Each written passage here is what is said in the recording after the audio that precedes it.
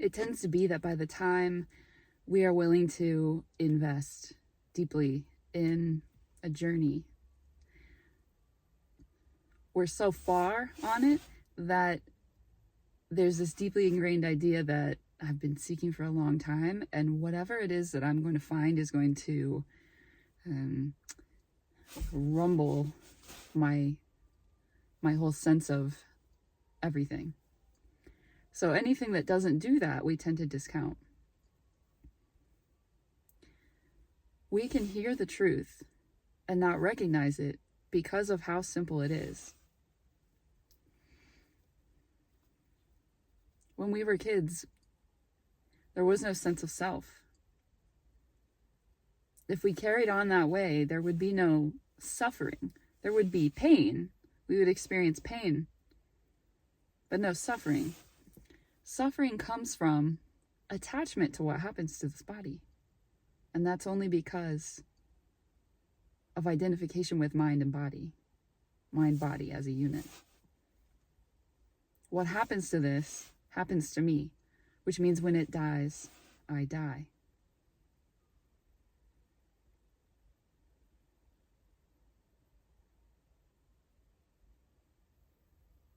At best, we cannot verify this. When we really investigate it, we can find it to be untrue, to be a lie. A lie that all human beings are sharing in the game. The only thing is, as long as we hang on to the belief, reality will reflect it.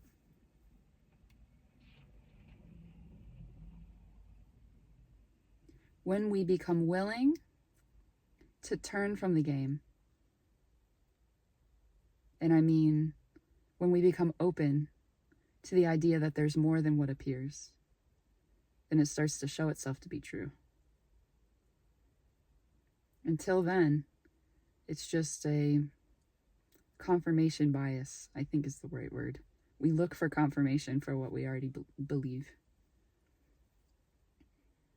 And then it shows itself. Of course. Mind is generating reality. So if I believe in mind and I believe the thoughts that are coming from mind, arising within mind,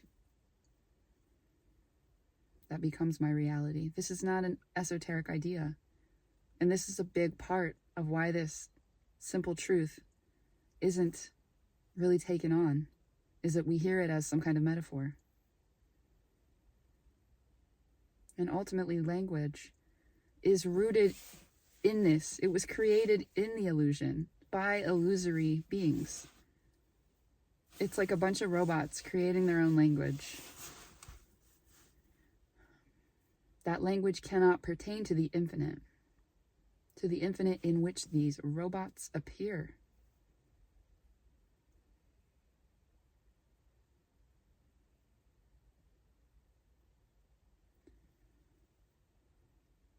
As long as I identify with the traits of the human,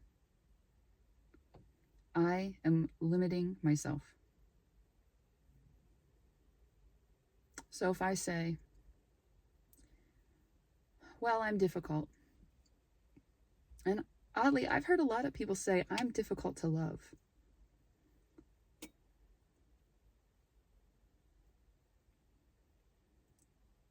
You'll act accordingly. The human being will reflect that.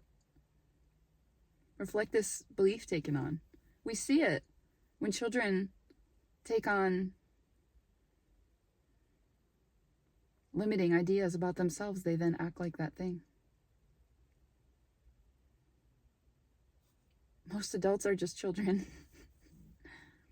In terms of development in questioning what's been taken on and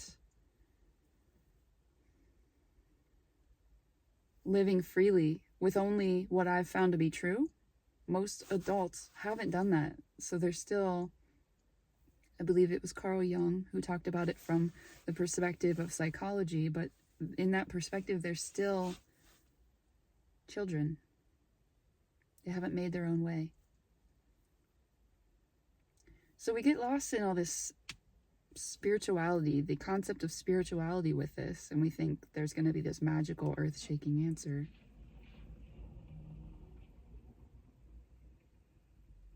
And there are people out there, experiences out there in which there is self-realization, and yet there is not really a knowing that there's self-realization, or there aren't words for it.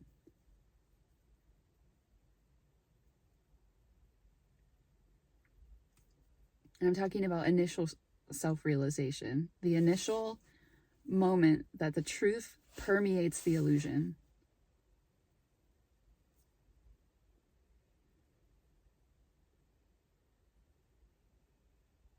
It's kind of boring. It can be kind of boring from perspective of mind. So it seems like, well, nothing really happened. I didn't have an out-of-body experience. I didn't astral project, or I don't see myself sleeping at night. So nothing must have happened. These are like experiential symptoms of it. They're not the thing. Experiences, we could say, are like symptoms of self-realization. They flow out from it, but they are not it.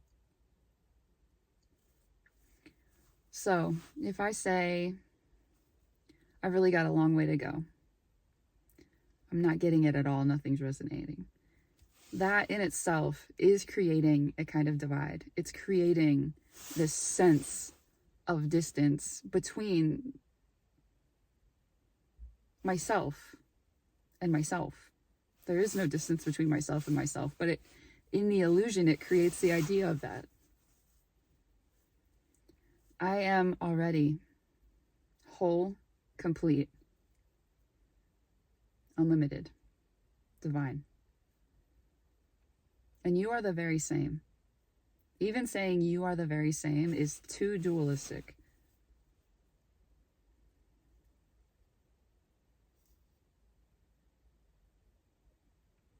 We are one. We have to say we to speak about separate experiences, but there are no real separations. Everything is already well. This is the thing. And so seeking is the illusion. Letting go of seeking is going beyond the illusion. Oh, I just can't get it yet. This is the illusion. This is mine. It's a lie. You are that. You are what you're seeking. There cannot be seeking if you are what you're seeking. Stop seeking, which means you will need to let go of beliefs that you've taken on that say, I need to seek, I'm not enough, people don't like me, I don't make enough money, I need to achieve certain goals to be worth something, or I need to be productive in a society that I didn't really sign off on, at least not in the relative. These are all lies. We have to let go of the lies. Letting go of the lies opens everything up, and it just becomes clear.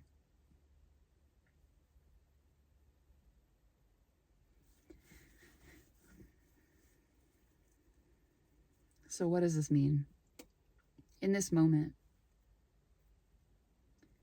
just prior to the human equipment, to the way that the human filters the experience, so just prior to our thoughts and to our sensations, to emotions, just before that, there is simply a registering and awareness of what is. And this is open, expansive, limitless, not limiting. So awareness isn't invested in the illusion. It's happily, equanimously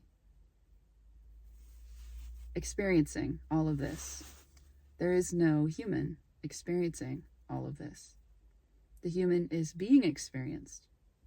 The human is a VR headset.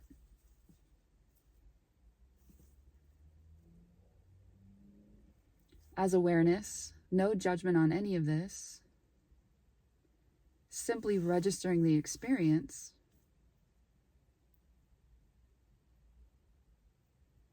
there is silence and stillness, there is peace.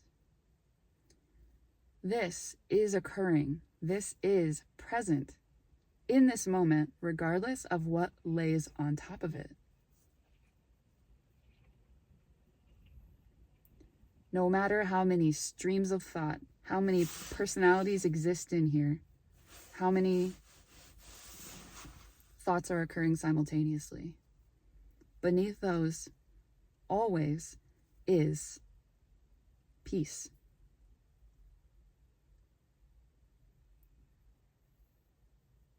Your natural state, that you are. So any effort being expended in the illusion is the cover-up of your natural state. You're already complete. Stop trying. Stop putting in effort. So if you sit down to meditate and it feels like, oh, what a chore, 10 more minutes, let me control the way that I'm breathing. All of this is effort. All of this is overlaying the natural state. Let go. Let the breath be what it is. What do you mean I can't breathe incorrectly while I meditate? That's mind. That's a lie. That is investment, attachment to the mind-body equipment. Allow the body just to be. Allow the body to function the way it will on its own. No preoccupation with the health of it. It takes care of itself. Much better when attention is open. When there is no constrictive sense of self attached to it. We don't have to maintain the body. I don't have to labor in this experience. I am the laborless, the effortless aspect in all of this.